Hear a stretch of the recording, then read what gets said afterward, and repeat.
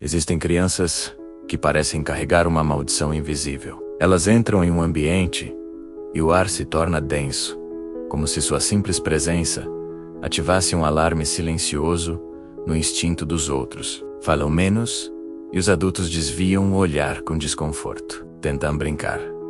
E as outras crianças se afastam sem motivo aparente, formando círculos dos quais sempre ficam de fora. Não é que façam algo terrível, não é que sejam más ou perigosas, mas há algo nelas que desperta um tipo de rejeição automática, menos uma energia que repele sem palavras, sem explicação, sem lógica. Porque algumas crianças carregam o peso invisível de serem rejeitadas por todos. O que acontece na mente de um pequeno ser humano quando ele descobre, dia após dia, que o mundo não o quer. Como se forma a alma de alguém que cresce acreditando que sua própria existência é um erro. As respostas para essas perguntas nos levam a um dos cantos mais sombrios e dolorosos da psicologia humana. A origem do sentimento de não pertencer a lugar algum, de ser um estranho dentro da própria vida.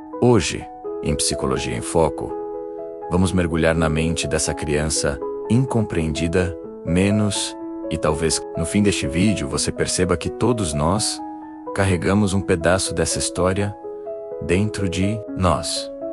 Se você quer compreender os segredos da mente humana e das emoções ocultas, inscreva-se agora em Psicologia em Foco e acompanhe nossas próximas reflexões. Imagine uma criança de 7 anos. Vamos chamá-lo de Mateus. Mateus não tem nenhuma deficiência visível que explique sua situação. Não é agressivo nem problemático. Não mente mais do que qualquer outra criança explorando os limites do mundo. Suas notas são medianas. Sua aparência é comum. No papel, nada o diferencia. Mas há algo brutalmente diferente. Quando ele entra na sala de aula todas as manhãs, ninguém o cumprimenta. As outras crianças continuam conversando, como se ele fosse invisível. No recreio, enquanto os grupos se formam naturalmente, Mateus se senta sozinho sob uma árvore, fingindo que observa formigas, criando uma fachada de indiferença para esconder a dor de nunca ser escolhido. Os professores o tratam com uma frieza mecânica. Cumprem seu dever, mas sem o calor genuíno que dedicam aos outros alunos. Em casa, a situação é ainda mais devastadora. Os pais parecem cansados da sua presença. Não há abraços quando ele chega da escola. Não há conversas na hora do jantar. Há obrigação, rotina, sobrevivência, menos. Mas não há amor. Mateus não entende o que fez de errado. Todas as noites, revisa mentalmente cada ação do dia, como um detetive tentando encontrar provas de um crime invisível. Mas não encontra nada. E é exatamente isso que torna tudo mais cruel. Ser rejeitado sem entender o motivo, sem ter nada a corrigir. Essa é uma das formas mais refinadas de tortura emocional. De onde vem esse tipo de rejeição invisível? A resposta nos leva ao período mais vulnerável da existência humana. Os primeiros anos de vida, de acordo com a teoria do apego de John Bowlby. Os primeiros vínculos que formamos determinam como iremos nos relacionar com o mundo para sempre. Mateus nasceu em um momento difícil. Sua mãe enfrentava uma depressão profunda, nunca diagnosticada. O pai trabalhava 18 horas por dia, fugindo de uma realidade familiar que o sufocava. Quando o bebê chorava, às vezes se passavam minutos intermináveis até que alguém o atendesse. Não por crueldade, mas por esgotamento emocional. O cérebro de um bebê é programado para decifrar sinais emocionais com precisão impressionante. Quando esses sinais são frios, inconsistentes ou ausentes, algo se quebra na formação da identidade. A criança aprende, sem precisar de palavras, que sua existência é um fardo. E o mais perturbador é que esse aprendizado se torna uma profecia que se cumpre sozinha. O pequeno começa a irradiar uma energia de não pertencimento. E os outros, especialmente as crianças, com seus instintos sociais afiados, menos captam isso e respondem com distância. Não é mágica. É neurobiologia pura. Dentro da mente de Matheus Trovessé, uma guerra silenciosa. Todos os dias ele acorda com a mesma pergunta que o persegue como uma sombra. O que há de errado comigo? Sua autoestima não é baixa menos. Ela simplesmente não existe. Quando se olha no espelho, não vê uma criança. Vê um erro. Ele desenvolve o que os psicólogos chamam de vergonha tóxica.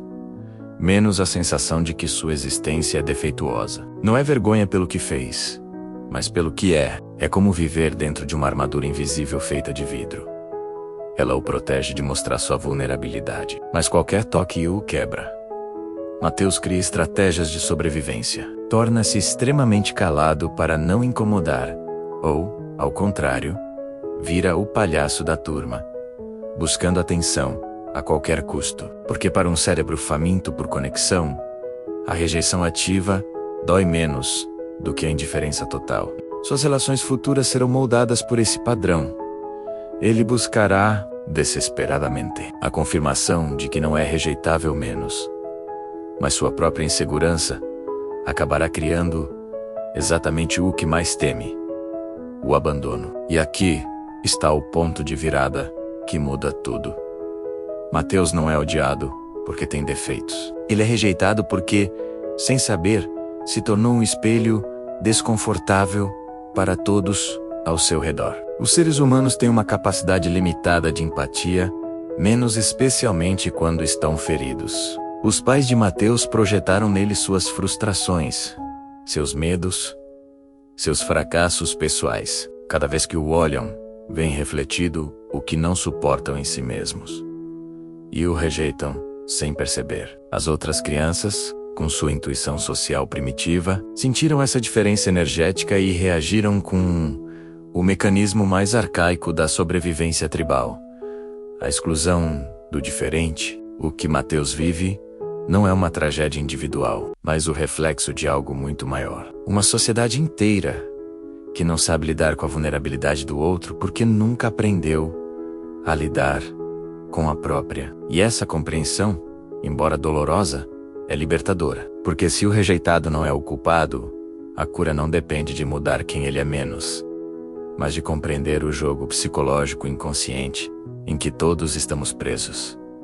Desde o nascimento. O momento mais devastador na vida de Matheus chega aos 12 anos. É seu aniversário.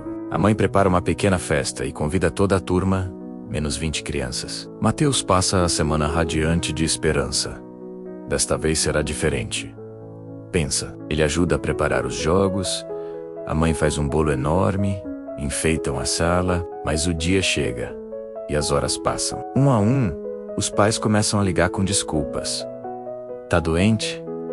Teve outro compromisso, esqueci. Matheus fica sentado na sala decorada, cercado por cadeiras vazias, diante de um bolo com 20 velas, que ninguém vai soprar com ele.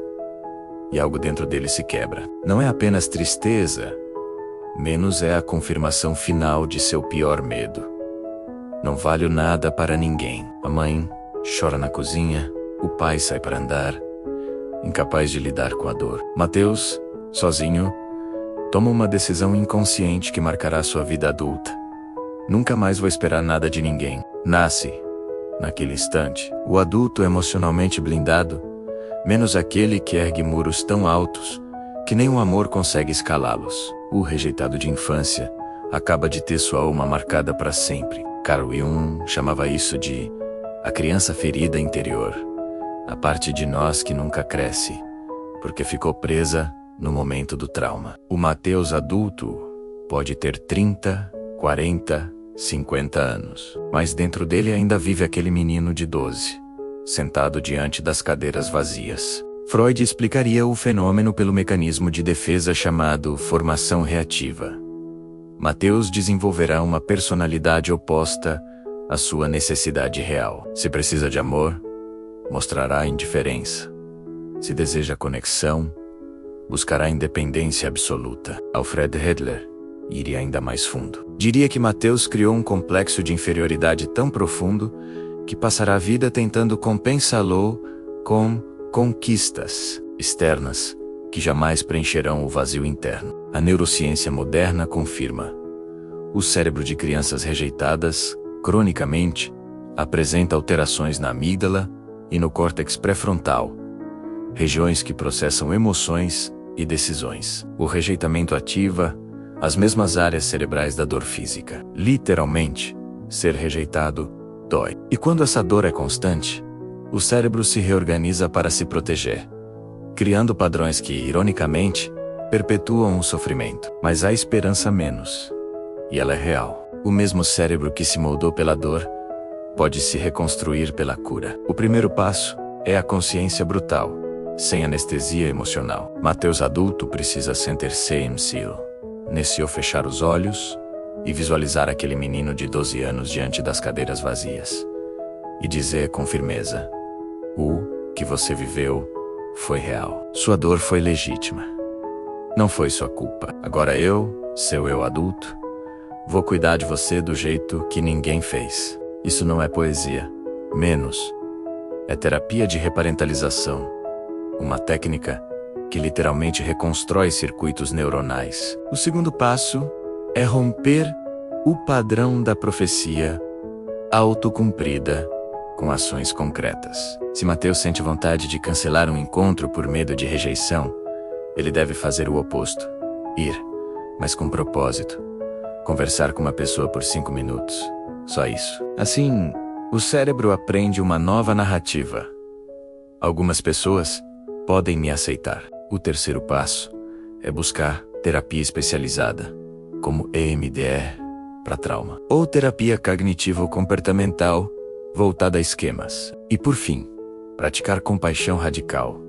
Entender que os pais e as outras crianças também agiram a partir de suas próprias feridas. Isso não justifica o dano, mas liberta do veneno do ressentimento, que só destrói quem o carrega. A grande lição é esta: o rejeitamento não define o seu valor.